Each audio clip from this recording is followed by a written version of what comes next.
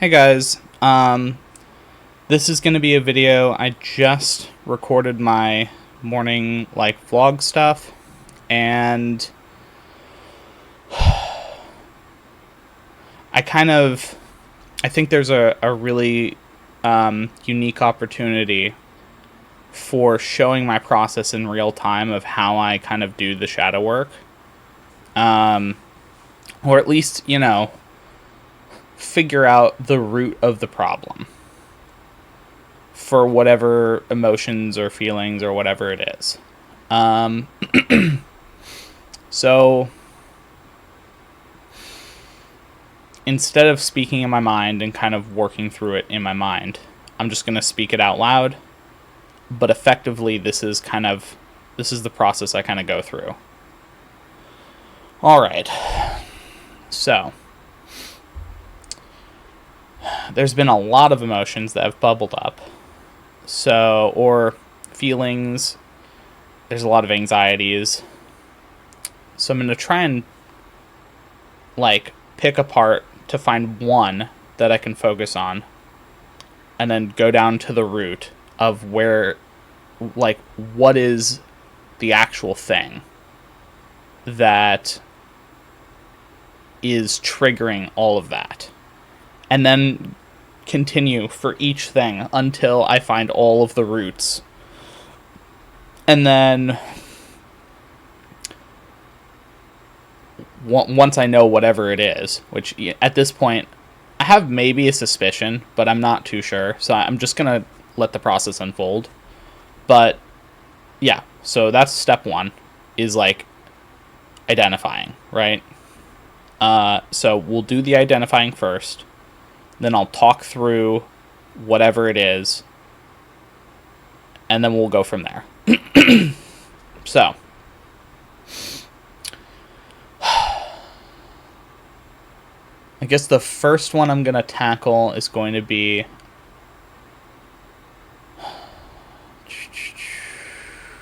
Okay. Looks like the I'm not good enough, which I didn't even know was in that roiling of things, but here we are, I guess. Okay. So there's anxiety associated with not being good enough. Where is that coming from? Immediately, I feel drawn to my physical body with this fat that I've been working through. And okay. Okay. So sorry, it's really hard for me to say everything out loud, because sometimes the subconscious is talking to me. So I can't, it's I don't have a way of really having my subconscious say something.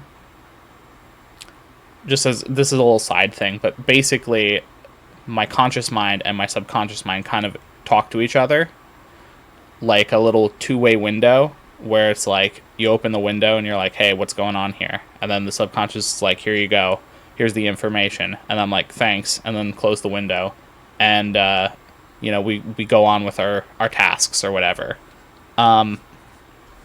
Which I understand that's really weird to other people, but that's just kind of how I work. So the two things that came up were, because I don't like where my current body is, why would other people like where my current body is? So there's this stigma that I feel around being fat, where being fat means unlovable. And if being fat means unlovable, then this idea that someone could love me as I am seems fake. because I've built up in my head the idea, and I've had lots of evidence to support in the past, at least I've felt like that's the case, that being me is all fine and good, but being fat means no one will love me. Because no one will love fat. Because I don't like and I don't love the fat. You know, I'm actively working on getting rid of the fat. I kind of, I've talked about it previously on how the fat is like a protection that I put up as a means to stop people from getting too close to me, from liking me. It is a defense mechanism because in my head, I have viewed being fat as being unloved. And that is the reason. Because if I don't have that defense, which again, that is like, that's the front face of this thing. The back face is actually, when you go deeper, that it's not about the fat. It's about the fact that the fat protects me mentally from the idea that people didn't like me internally at that time. So there was something internal about me that people did not like, not the fat.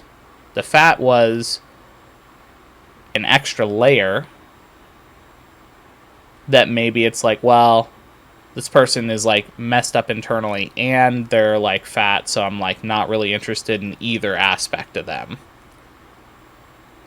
But confronting that as like, yeah, I internally was like struggling and there was a lot going on.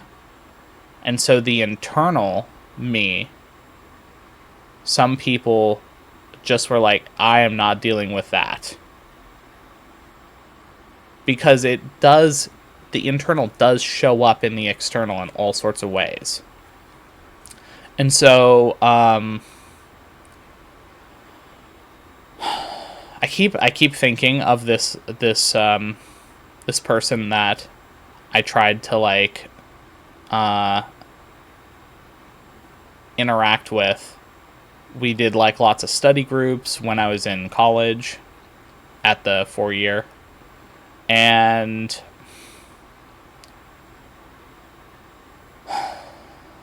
yeah, it was like I felt there was a connection. We'd hang out, and in the end, it was kind of like there was this.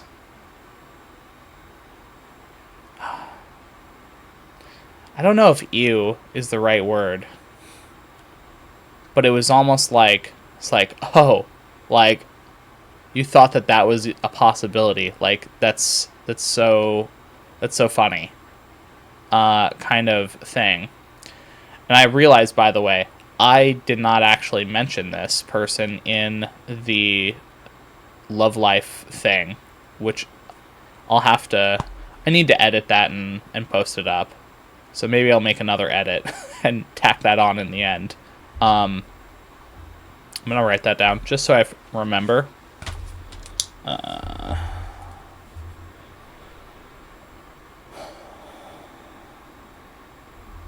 Study, friend, love. Okay. Alright, I've written it down. Come on. Come back. Come back. Come on. There you go. Okay, cool.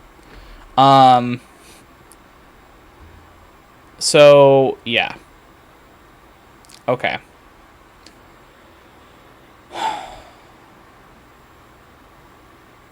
So I think I've hit the root issue, which is the me from back then internally was rejected, or at least it felt that way. And I used the fat as a shield to say I was rejected because I was fat, not because of the internals. When in reality, the internals were like a major reason why I had been rejected throughout a lot of my previous past. And it's not that, like, kind of picking it apart a little bit, it's not that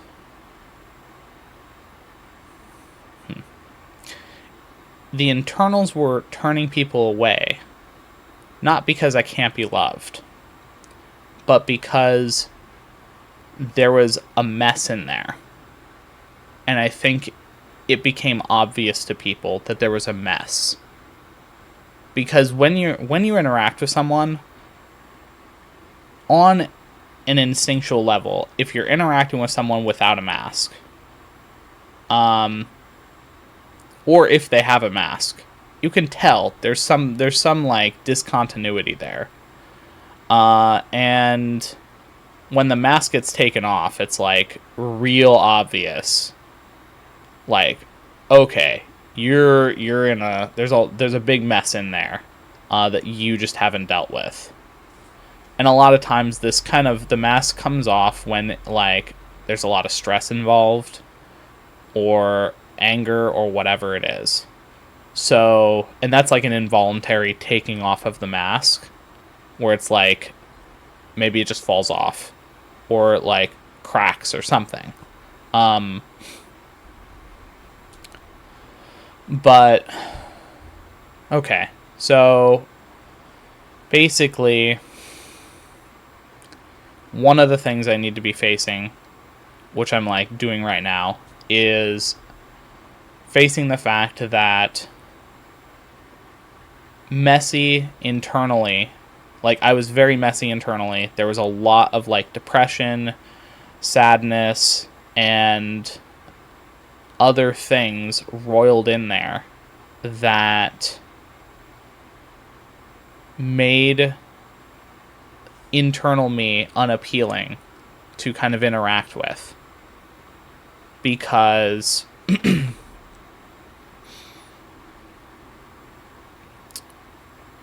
people that are looking for relationships or whatever,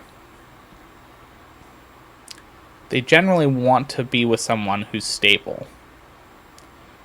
And for the people that I was picking out,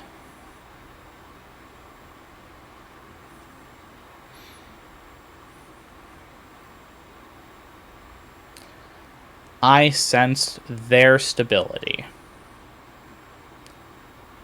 And because I sensed their stability, I wanted that stability as well.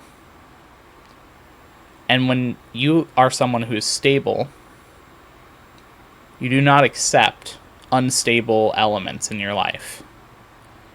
And I was an unstable element internally. And because of that, the people that I was trying to have a relationship with wouldn't be interested in an unstable person because they're looking for stability internally. And then, physically, putting on weight also plays a factor, where it's like sometimes, depending on the person, if you're physically attractive and in shape, that can offset, depending on what type of thing they want, that can sometimes offset the internals not being quite right. Which, just to be clear, you really shouldn't lower your standards on the internal. if you're stable, you should look for someone who's also stable. Because that's a level of self-worth where it's like, you know your worth internally, and you want to meet someone at the same level of internal worth so that it's like you can have a healthy relationship. Now, obviously, if you're just doing some sort of fling or some sort of like friends with benefits thing, then obviously it's just a physical thing. But that's not what I was looking for. And I don't think that's what they were looking for either. So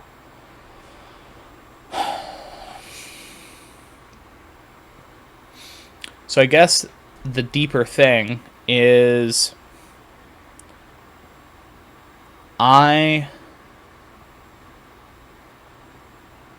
that time, I was unworthy to pursue someone that was at that level because I hadn't fixed the internals. Now that I have fixed the internals, there is this fear that I will still be unworthy. And that they will not see me because many people haven't seen me internally. And a prime example is the coach. The coach couldn't see me internally. I tried showing, the coach just didn't see. And so my fear is that I will show up to whatever event or thing or run into whatever it is, and I won't be seen. And so I will miss the opportunity because my external doesn't match the internal. My external's kind of lagging behind, if you will. And so I'm worried that someone who is fully put together and is like internally like really good, I'm worried that that person will just pass me by because of the external. And as I'm talking through this, that is so silly to think that, because, well, it's just, at the end of the day, it's a fear of rejection. But it's rejection of the true self at this point. There's no barriers really getting in the way of someone seeing me. I don't have a mask on. I'm very vulnerable. And so I'm worried that the person that I keep getting called to will reject me. Because of some reason. It could be the internal. Again, I could be using the fat as another excuse, where it's like the last vestiges of trying to like hold on to not facing the fact that I'm scared my true self will be rejected. And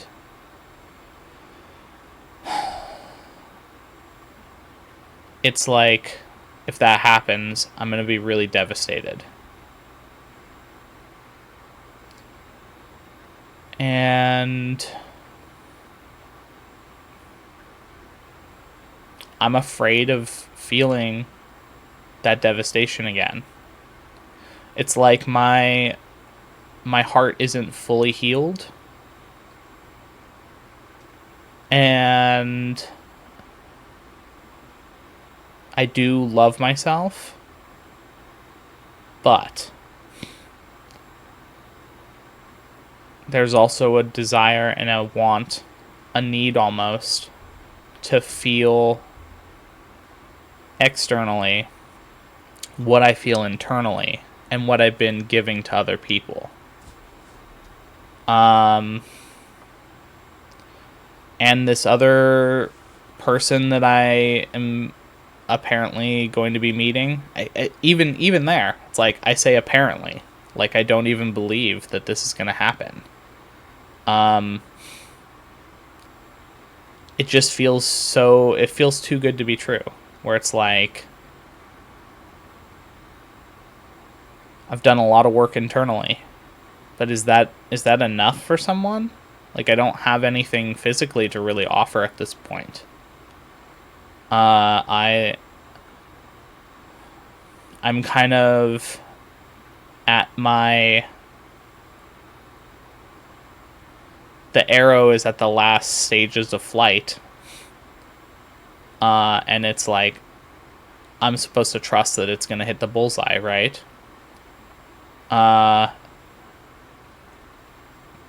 And it doesn't look like it will. But again, it could just be like perspective on like, it doesn't look like it, but it will.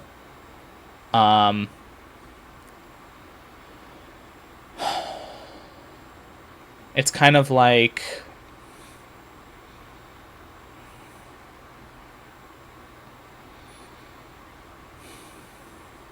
there's definitely some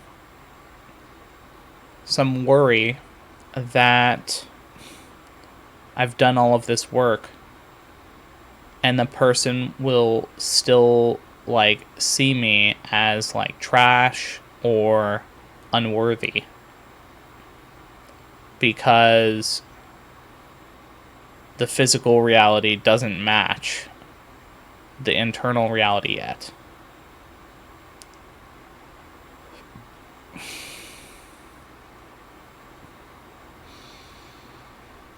It's scary. It's also scary to be accepted, which is weird to say, but that came up.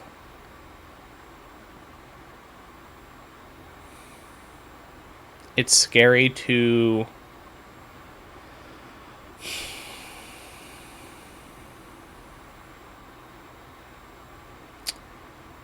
feel loved because I've lived most of my life not feeling that. So it's almost like, in a similar vein, it's similar to the idea of someone who's always depressed when they suddenly don't feel depression. It's almost like there was a comfort there in that depression being there, as like, well, at least the depression is always there, even if it's like an unhealthy trauma bond with that depression. And I think I'm having an unhealthy trauma bond with being unloved, where it's like,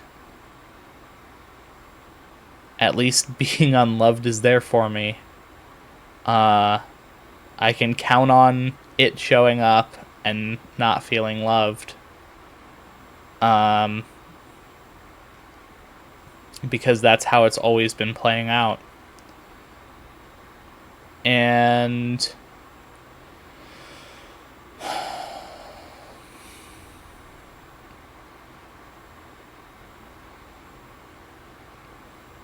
if you truly love unconditionally, the external doesn't matter. You're perfect as you are. And I think I haven't fully unconditionally loved myself yet.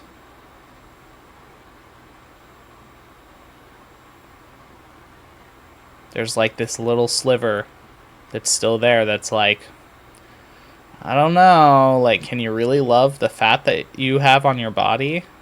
Can you really love the, like, you know, your teeth aren't, like, perfect, your, you know, Your beard isn't like fully symmetrical. Uh, there's like little things that you can nitpick. And it's like, can those things really be loved?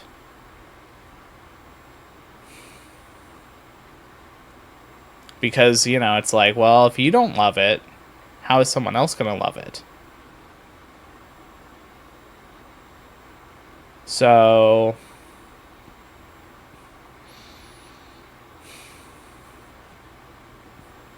okay. So there's still a ways to go on me fully loving every part of me. And I think this also extends to all of the previous iterations of myself that have made mistakes.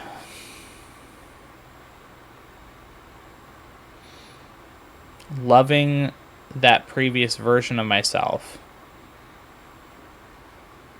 I can do that without loving the actions they took. Because obviously the actions they took were wrong. But I can still love that version of me, even if the actions were wrong.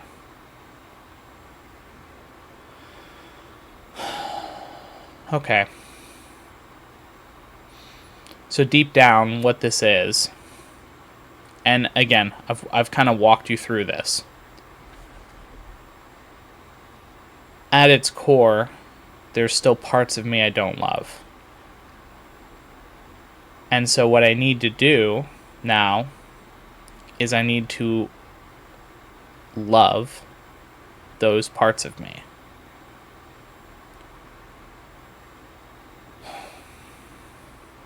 So I'm going to use the fat as an example. I'm going to try to work through loving that part of me.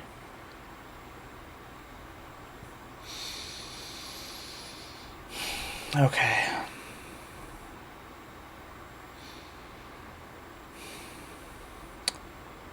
So first I want to kind of figure out what it is about the fat that I don't love.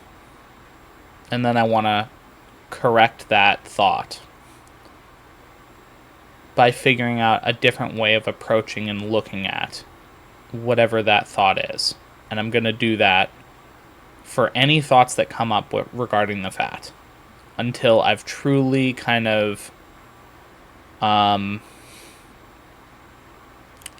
I don't have any thoughts left that are negatively talking about the fat, that's when I know that I'm like, okay, I've like corrected that.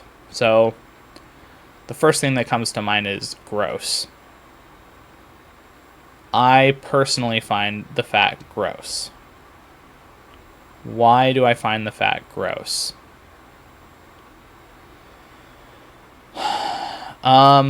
Because it signals me not taking care of my body. Well, am I taking care of my body? Yes, I am. So, is the fat actually reflective of me taking care of my body? Well, no. It's actually something where the past me didn't take care of my body. And because of that, there is this fat that I'm working through. Okay.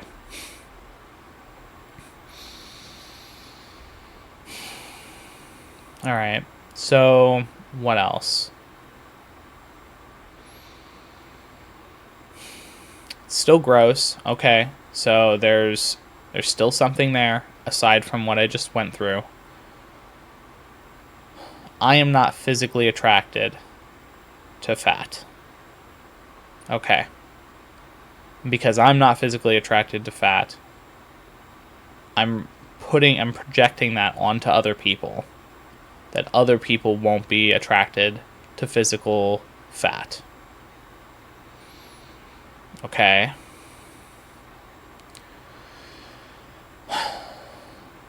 It's okay to not be attracted to the physical fat. However, the current me has fat. So what I'm implying there is that I'm not able to love the fat because I'm not attracted to the fat. Is that fair? Is that like a fair thing for me to do? Because I don't want to, fuck the fat, as it were, because that's the physical attraction is like towards like, sexuality and all of that stuff. And just like, oh, I like looking at this person. So where does the fat not being attractive come from? Comes from my mom and my dad. Where seeing them overweight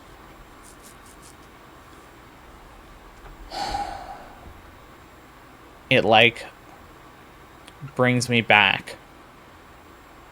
Like seeing the fat is like seeing a part of my mom and my dad. Okay. So there's some sort of unresolved issue when it comes to my mom and dad.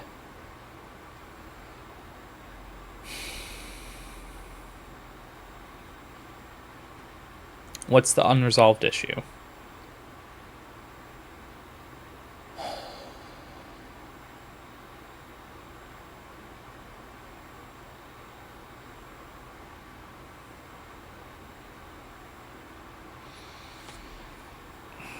I'm not too sure.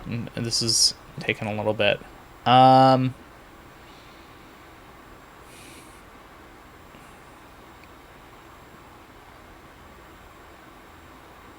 Still upset at my mom for kind of how things turned out.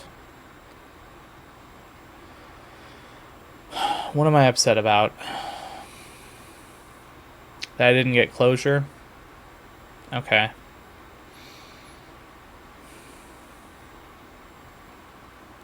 Same thing with my dad. I didn't get closure with my dad either. I kind of wanted to stand up to my dad. Because the kid me really didn't have the chance to. And the adult me wants to stand up for the kid me. The inner child. And this inner child is still afraid of my dad. So for my dad, my inner child's still afraid. For my mom, my inner child is still really sad about her passing. I can feel some emotion there. Okay. So I need to stand up for my inner child against my dad, against the idea of my dad. And that idea is the idea that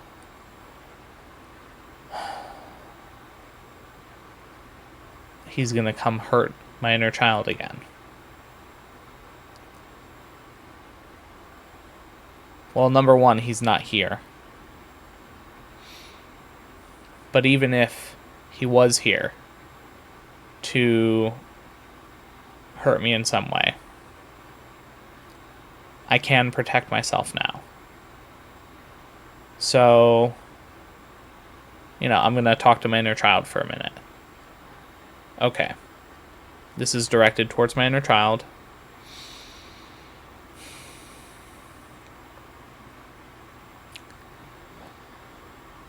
Hey, buddy.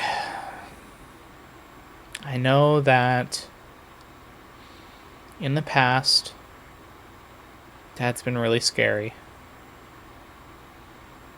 Yeah. Yeah, I know.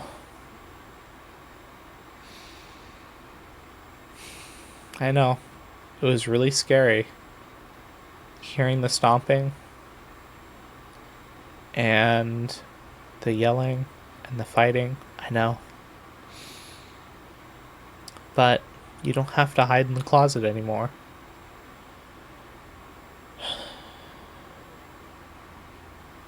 You can get up and you can be free, knowing that I'll be here to protect you. I won't let anything happen to you.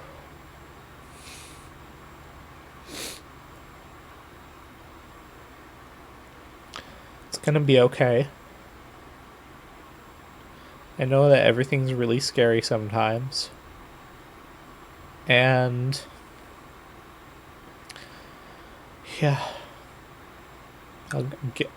I'm internally I'm giving my little inner child a hug. I know. It's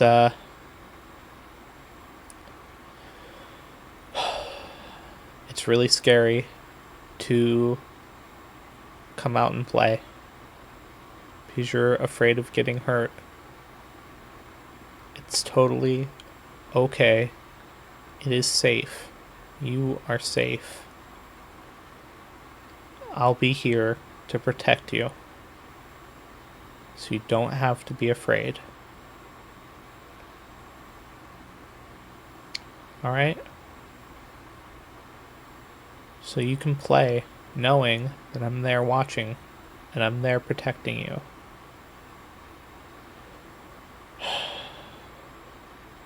No matter what happens, I'll be there watching and protecting you.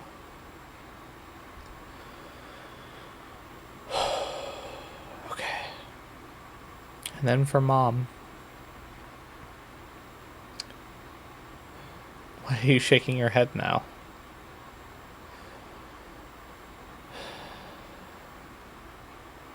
You're forgiving her? Okay.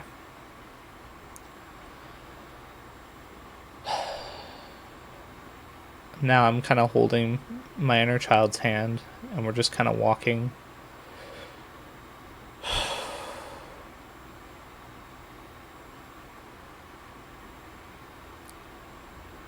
There's this field of flowers, and there's a nice tree.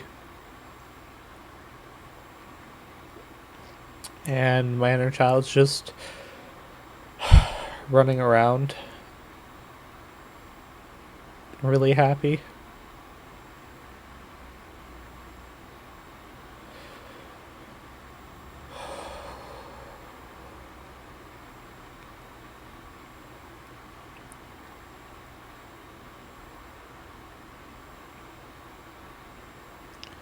Yeah, you're safe.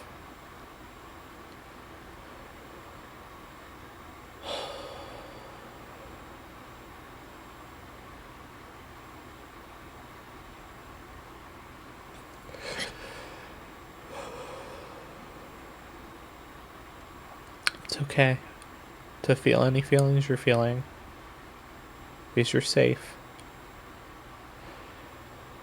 I know that you miss her. I know you miss Grandpa too. Yeah. It's okay to miss them. But you know, they're still watching you. They're still here.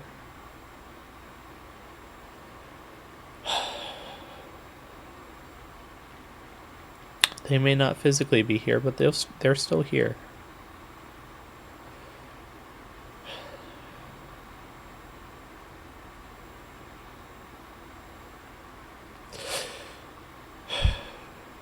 I see my mom and my grandpa, and they're hugging my inner child.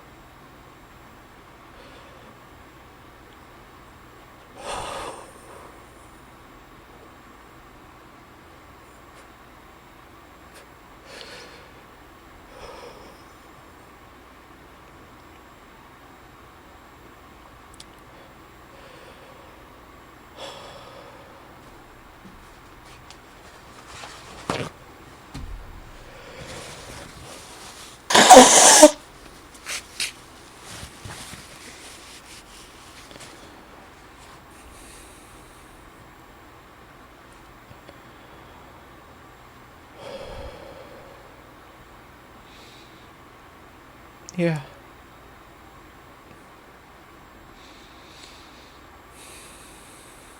My mom's holding my left hand, and my grandfather's holding my right hand. And we're just walking together, enjoying the beautiful, like, scene that we're seeing. Just pictures of the flowers and beautiful trees, and we're just enjoying being out here.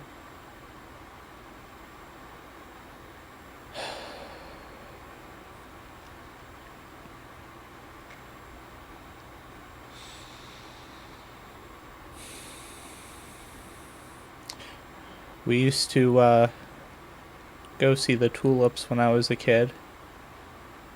There was there was like a tulip season. I don't know. It was really beautiful, and this kind of reminds me of that. It was really fun to see all the flowers.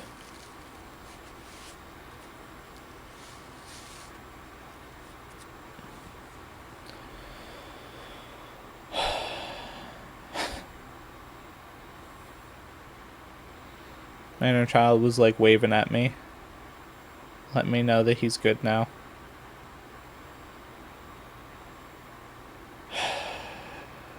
Okay. Alright. Whew.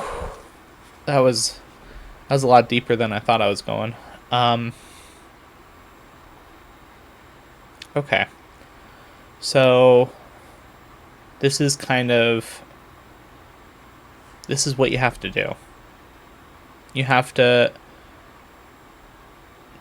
keep going deeper until you figure out where the emotions are kind of sitting, where the things are kind of leading you to. And you just kind of gotta go through the process and just kind of lead yourself to where the issues are. And in this case, it was actually regarding my family. And like, my inner child not feeling safe to be itself. Not that it wasn't peeking out from time to time, but yeah, there was still, like, I had to make sure that my inner child knows that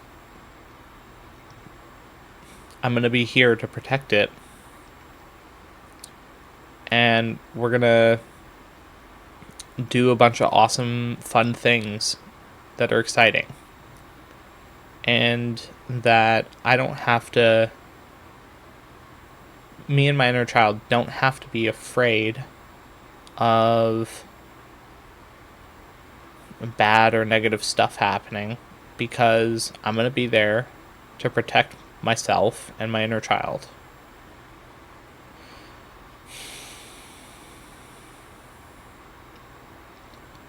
So I guess the fat was also kind of a symbolism of like the last vestiges of my mom. And it's actually like my mom, my dad, and my grandfather, because my grandfather was like the opposite, where he was like incredibly healthy.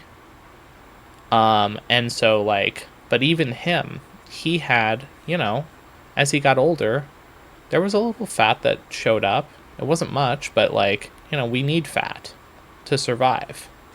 We can't have 0% body fat. That's just not possible. And if you do have something close to that, that's like really unhealthy. You have to have at least some fat. So the excess fat is something that I'll continue to work on. But I should be happy that it's helped me as much as it has. And I am happy that the fats kept me safe, protected. And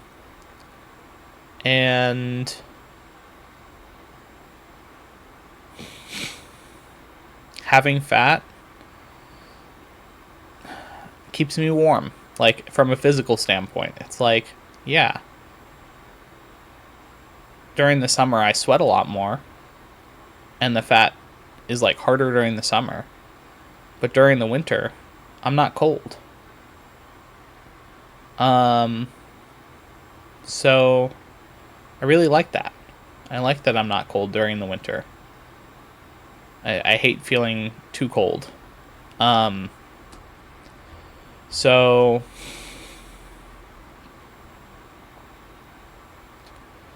I'm grateful that this fat is here to help me in many ways. It's a reserve of energy. It's helped keep my muscles from fully degrading. Because, there was a long time when I didn't work out. And so this fat gave me, like, training weights to help me keep at least some of the muscle. And it's kind of done its purpose. And so it's okay to let it go, but it's okay that it's still here.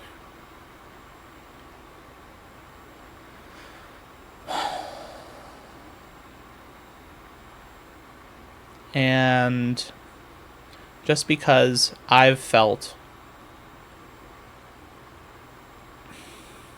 not excited about the fat doesn't mean that other people feel exactly the same way I do. I'm just projecting my insecurities and the things that I was afraid of like facing. So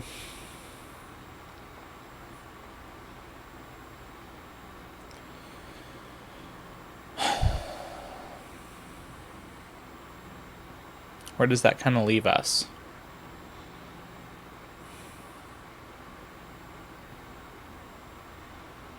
In the end, was it the inner child stuff? And that's where all of this insecurity was coming from? Feels like it, because I don't feel the insecurities now. Like, I'm not... This is like... It's shocking to me how suddenly it's just gone. I feel lighter.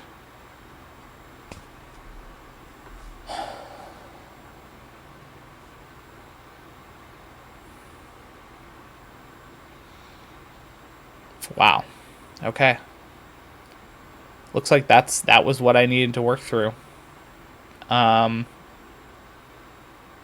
I'm fucking really glad I did this. Holy shit. Okay. I didn't expect that. Alright, I guess to wrap this up, thanks for watching. I don't know if this is going to be fully... I don't know if this is fully going to make sense of the process, but, like, hopefully this is a concrete example of kind of doing this shadow work process, because that's what it was. It was really deep, but like that's where you go.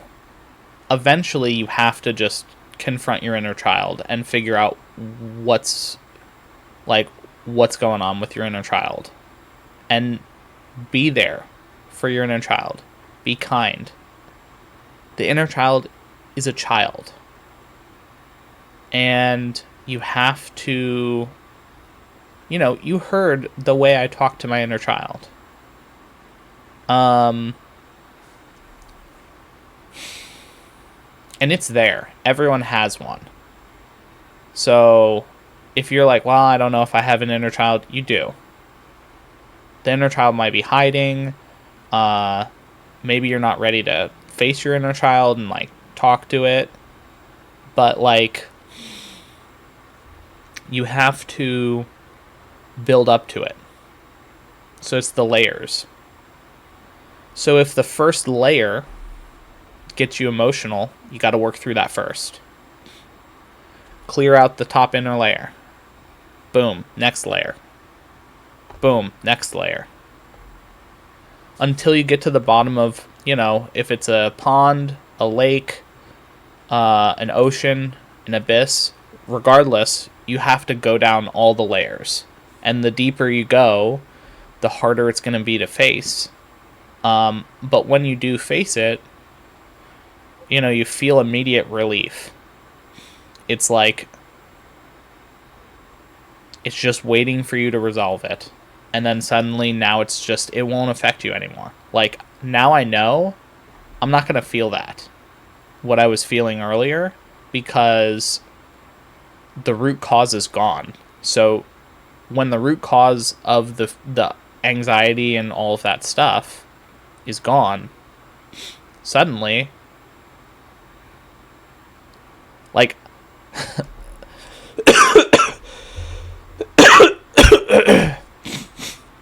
sorry. So when the root cause is gone, like, I feel so sure of myself now. It's almost laughable at how, like, I could ever have even thought that I wasn't doing the right thing or that things were going to go bad. It's like, the switch is so immediate that it's like, why did I even think that previously?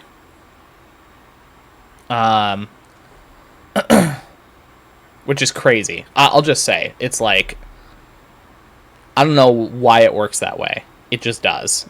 I guess it's similar to like a physical like injury. As soon as you kind of clean the wound and like put like a bandage on it or whatever, when that wound is healed, that's it. You don't feel pain suddenly in that area anymore. It's just healed. Man, I can finish this video and then I'll blow my nose, but okay. I hope this is helpful to anyone who's struggling to do shadow work. The key is, where are your emotions? Where is it coming out?